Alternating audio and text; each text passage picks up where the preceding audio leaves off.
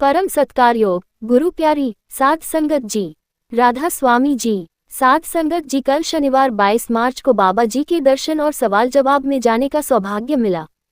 संगत जी, जैसा कि आप सभी जानते हैं जी, पिछले काफी दिनों से अफवाहों का दौर गर्म है कि इस रविवार को हुजूर जी सत्संग फरमाएंगे और बाबा जी अब आगे सत्संग और नामदान के साथ साथ दर्शन देने के लिए भी नहीं आएंगे। इन सब अफवाहों में कितनी सच्चाई है, ये तो सच्चे पातशाह बाबा जी को ही पता है। यही हमारे साथ साथ संगत के मन में भी था कि कहीं ऐसा ना हो कि बाबा जी आखिरी बार कार में दर्शन देने के लिए आए। यही वजह थी कि लाखों की तादाद में संगत देरे पहुंच गई। चारों तरफ पांव रखने की भी जगह नहीं थी। हम बड़ी मुश्किल से 9:15 बजे तक पंडाल में पहुंचे। सत्संग कार्यक्रम के बाद बाबा जी और हुजूर जी कार में दर्शन देने के लिए आए। बहुत सी संगत की आंखें भरी हुई थी। इसके बाद बाबा जी और हुजूर जी 4 बजे फिर से पंडाल में आए। बहुत सुंदर शब्द चल रहे थे और इसके बाद सवाल जवाब का कार्यक्रम शुरू हुआ। सवाल जवाब में बाबा जी ने कुछ सवालों पर बहुत हंसाया जी। एक लड़के ने मजाकिया अंदाज में कहा, बाबा जी जैसे आपने भोजन भंडार चलाए हैं वैसे ही शादी भंडार भी खोल दीजिए जहां रिश्ते हो सके। बाजी हंस पड़े और बोले, बेटा ये तो ऐसा बाद मुक्ति का सवाल ही नहीं उठता। ये सुनकर संगत जोर जोर से हंस पड़ी और बाबा जी भी मुस्कुरा उठे थे और हजूर जी भी हंस पड़े थे जी। फिर आगे एक लड़की ने बाबा जी से निवेदन किया, बाबा जी मेरी एक गुजारिश है कि हमें कभी भी आपकी आवाज़ और दर्शन से वंचित न रहना पड़े, हमेशा आपके दर्शन होते रहे और आपकी आवाज़ सुनती रहे। बाबा जी ने मुस्कुरा कर समझाया, बेटा असली मकसद मालिक की आवाज़ सुनने का है, उस शब्द को महसूस करने की है। जब हम खुद को उस शब्द से जोड़ लेंगे तो फिर ये दुनियावी आवाज़ें मायने नहीं रखेगी। सबसे अहम बात है मालिक से जुड़ाव, उसकी आवाज़ को सुनना, अपने अंतर में जाकर मालिक की बानी की पहचान करना। फिर वही लड़की बाबा जी से आग्रह करने लगी, बाबा जी मैं जम्मू से आई हूँ और आप जम्मू जरूर आइएगा। बाबा जी ने हल्की मुस्कान के साथ सिर हिला दिया जी। फिर आगे एक लड़की ने बाबा जी से कहा, बाबा जी आप बड़े ही प्यारे लगते हैं, आपको देखकर मुझे एक गाना याद आ गया, अगर आपकी इजाजत हो तो सुना दूं। बाबा जी ने सहमति से सिर हिलाया तो लड़की ने गाना गाया, तेनू तकिया ते डुल गई अखिया। गाना सुनते ही बाबा जी मुस्कुरा पड़े, बुढ़ापे में भी बाबी को देख के डुल गई अखिया। संगत ठहाके लगा के हंसने लगी। हजूर जी भी इस बात पर बहुत हंसे थे जी और पंडाल में हंसी का माहौल छा गया था जी। फिर आगे एक लड़की कहने लगी कि आज हजूर जी बहुत क्यूट लग रहे हैं। तो बाबा जी ने कहा, क्यों कल क्यूट नहीं लग रहे थे? तो लड़की कहने लगी, रोज ही क्यूट लगते हैं लेकिन आज बहुत ज्यादा सोने लग रहे हैं। इस बात पर बाबाज और हजूर जी मुस्कुरा पड़े थे जी। इसके बाद एक लड़के ने सवाल किया, बाबा जी जब मैंने परमारथ के रास्ते पर कदम रखा था तब मैंने अपनी बुरी आदतें छोड़ दी थी, लेकिन अब वे आदतें फिर से लौट आए हैं, मुझे इसका बहुत दुख और पछतावा भी है। बाबा जी ने प्रेम से समझाया, बेटा आज हम जो भी कदम उठाएंगे हर एक कदम का, हर एक चीज का हिसाब देना पड़ेगा। जब सही और गलत का ज्ञान हो जाता है तो फिर कदम सोच समझकर उठाने चाहिए। परमार्थ का रास्ता पकड़ लेने के बाद अगर फिर भी हम गलत राह पकड़ेंगे तो हिसाब भी ज्यादा देना होगा, इसीलिए सतर्क रहो और समझकर आगे बढ़ो।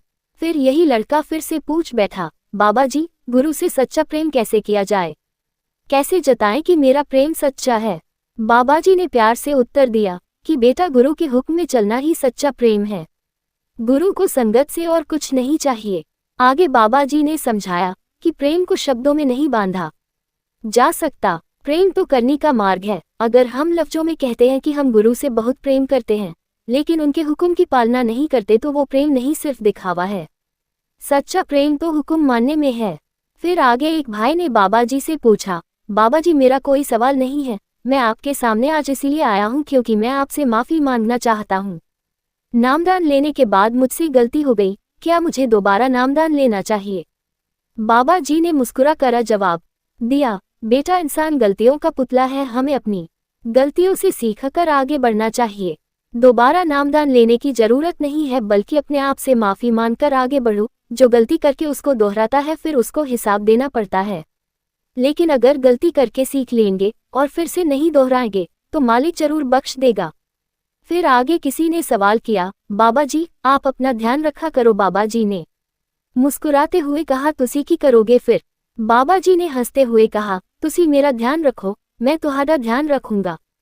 साध संगत जी, यहाँ बाबा जी ने भले ही मजाकिया अंदाज में जवाब दिया, लेकिन जवाब में बहुत गहराई थी और बहुत सच्चाई थी। अगर हम बाबा जी के हुक्म में रहेंगे तो बाबा जी हमारा ध्यान जरूर रखेंगे। फिर आगे एक भाई ने पूछा, बाबा जी, जब किसी के घर भंडारा होता है तो हमें लंगर खाना पड़ता है, तो क्या इससे हमारे कर्म बनते हैं?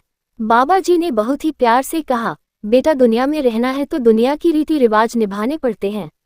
आज अब आप अगर खा रहे हो तो कल जब मौका लगे तो आप ही खिला देना। फिर आगे एक भाई ने बाबा जी से अर्ज की, बाबा जी, आपने मुझे बहुत कुछ दिया है, मेरे पास किसी चीज की कमी नहीं है, लेकिन कोई दो ऐसी बातें मुझे बताए जिन्हें मैं हमेशा याद रखूं। बाबा जी ने प्यार से कहा, बेटा, जीवन में हर काम सोच समझ के करना। अगर तुम अच्छा करोगे तो तुम्हारे साथ भी अच्छा ही होगा। जैसी करनी वैसी भरनी, इसीलिए सोच समझकर कदम उठाना, क्योंकि जो हम आज करेंगे कल को वो लौटकर हमारे सामने कर्म के रूप में फिर से आएगा। फिर आगे एक लड़की ने बाबा जी से कहा, बाबा जी, मेरी शादी से पहले मुझे नामदान मिला था, लेकिन शादी के बाद में सिमरन नहीं कर पाती, बच्चों और ससुराल की जिम्मेदारियों में उलझ गई। आप बख्शिश करो जी, ताकि मैं फिर से भजन सिमर कर सकूं। बाबा जी ने मुस्कुरा कर कहा, बेटा, इसके लिए तो आपको ही टाइम निकालना पड़ेगा। बाबा जी ने उदाहरण के साथ समझाया कि अगर कोई बच्चा पढ़ाई नहीं करेगा तो पास कैसे होगा। अगर मकसद में कामयाब होना है तो मेहनत जरूरी है, पारिवारिक जिम्मेदारियां भी निभानी है और मालिक के प्रति जो जिम्मेदारी है उसको भी निभाना है। फिर आगे एक लड़के ने बाबा जी से कहा, बाबा जी, अब मैं 11वीं क्लास में हूँ। मेरे परिवार वाले चाहते हैं कि मैं मेडिकल की पढ़ाई करूँ, लेकिन मुझे खेल में बहुत ज्यादा रुचि है। अब आप बताएं मैं क्या करूँ?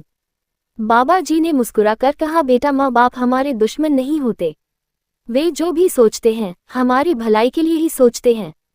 इसीलिए उनकी बात को ध्यान से सुनना चाहिए और उनके साथ बैठकर विचार करना चाहिए कि वे तुम्हारे भविष्य के लिए क्या बेहतर सोच रहे हैं। माँ बाप की राय सुनना बहुत जरूरी है, क्योंकि वह तुमसे बेहतर इस दुनिया को समझते हैं। फिर आगे एक भाई ने बाबा जी से पूछा, बाबा जी, मेरे बेटे को अभी नामदान नहीं मिला है, लेकिन उसके ध्यान में बहुत मन लगता है। वह चाहता है कि वो मेडिटेशन करे और वो कोशिश भी करता है, और कभी कभी वह राधा स्वामी शब्द को सिमर कर मेडिटेशन करता है। तो क्या वह राधा स्वामी शब्द का सिमरन कर सकता है? क्या वह इस शब्द के सहारे ध्यान कर सकता है? बाबा जी ने कहा, बेटा, सिमरन का मतलब है ध्यान को एकाग्र करना।